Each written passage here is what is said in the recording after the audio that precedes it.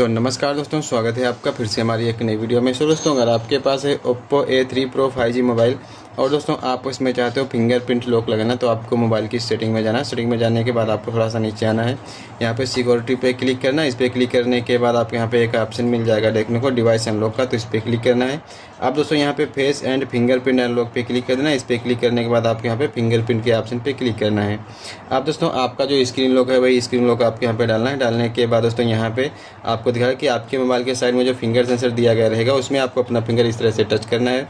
और दोस्तों आपको अपना फिंगर तब तक टच करना है जब तक कि दोस्तों ये जो गोला दिख रहा है पूरी तरीके से भर नहीं जाता है। जैसे दोस्तों यहाँ पे गोला भर जाएगा तो दोस्तों आपके यहाँ पे डन का ऑप्शन दिखेगा, तो डन के ऑप्शन पे क्लिक करना। क्लिक करने के बाद सक्सेसफुली आपके मोबाइल में फिंगरप्रिंट लॉक लग जाएगा। अब दोस्तों आपका मोबाइल लॉक होगा। लॉक होने के बाद अनलॉक करना चाहोगे तो फिंगर सेंसर में फिंगर टच करोगे तो आपका मोबाइल अनलॉक हो जाएगा। तो दोस्तों वीडियो से आपको सही जानकारी मिले तो प्लीज़ वीडियो को लाइक और चैनल को सब्सक्राइब जरूर करें।